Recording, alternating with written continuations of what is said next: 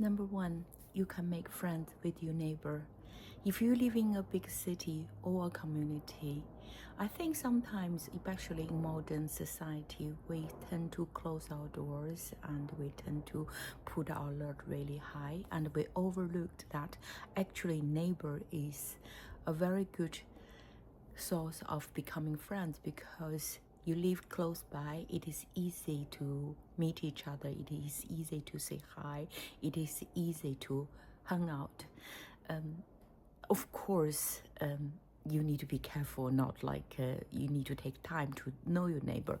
For example, I live in a compound in London, so I live in a flat with a courtyard, and I happen to know a neighbor who is 75 years old, and I became good friend with her, and she taught me so much, so many things I would have.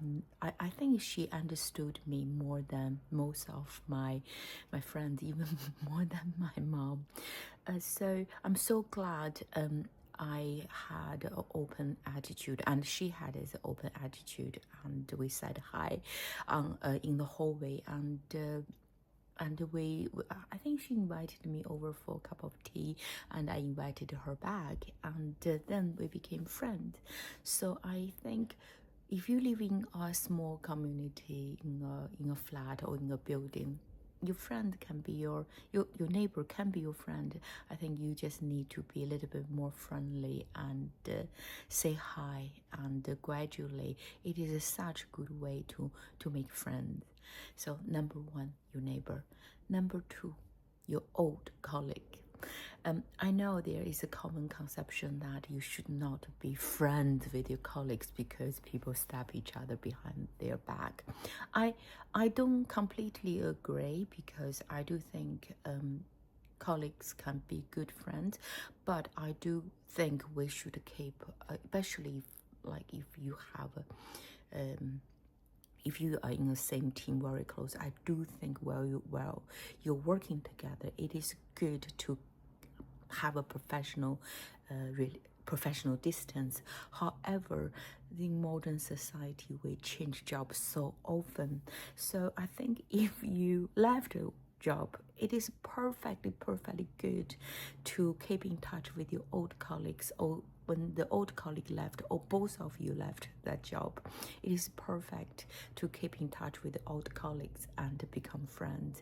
So take myself as example, one of my best friends in London was from a company we both used to work, and when we both used to work there, we wasn't that close. We probably just had packed lunch together, or when company has drinks, we will go together. However, after we both left, we keep hanging out, and more, and we found out actually we get on so well, and we become like really good friend.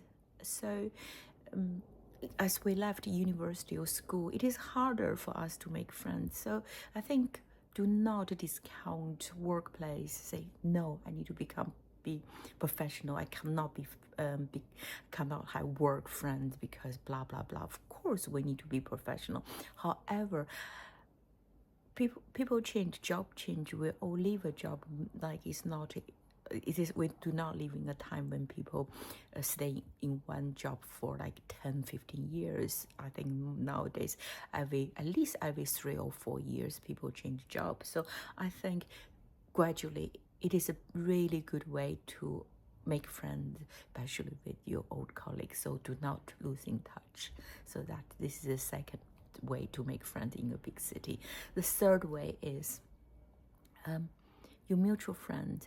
I know many people, I live in London, it's very difficult. People come and go, and it is hard to make a really long-term friend unless you that person permanently live here.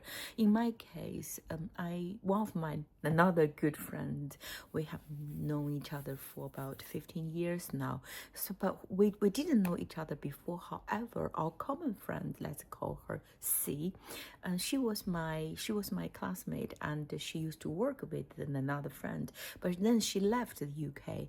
But even when she's no longer in the UK, she said, actually, both you and let's call C live in London. Why don't you meet each other and hang out? And then we met, and then we become like very good friends. So it is like, yes, maybe it's devastating if your friend, or I don't know, people you really like left, is going to leave the city you live or already left. But you can ask him or her to introduce you to her friend who are still in this city. And if she or he is a very good friend, she will know whether you and her friend or his friend will get along or not. Now come think of it, two of my very good friends at the moment are both introduced by two different mutual friends, and another friend, let's call her E, and I used to be classmate with her colleague. So, and then he kind of said, actually, I think you two should meet because you have similar thought, you have your personality, you will get on. Because this common friend knew me and this common friend knew her. So he actually introduced me and my this good friend at a party, and then we really became good friends. We really get on. I think the motto of the story is, number one, have open mind. So if you really want to have friends, do not have very fixed mindset. Say, oh, neighbor. No way I will become friends with my neighbor. Oh, work. No way, because this and that. Oh, everyone is going to leave the city I live in eventually, so what's the point? No, because you do not know what is around the corner. So, like, I never thought of my 75 years old neighbor I can talk so many things with her, and she can understood me. She really supported me through very difficult times, and I never thought that I will laugh with my ex-colleague uncontrollably, and we can really she has been my rock during some very difficult times. So please have an open mind, and because if you live in a big city, and doesn't matter if you're single or not, I think even if you're in a relationship, it is healthy to have friends, to have friendship. I think friends are the important pillar of our life, in our life. It is dangerous to only have a boyfriend or girlfriend when you don't have any friends, and your boyfriend or girlfriend or partner or wife, husband became your only interaction, only social interaction, only support. I think it's quite dangerous. And yeah, so maybe it is easier to find friends in a big city than finding a boyfriend. I don't know. Okay, this is my video. Please subscribe to my channel. Bye bye.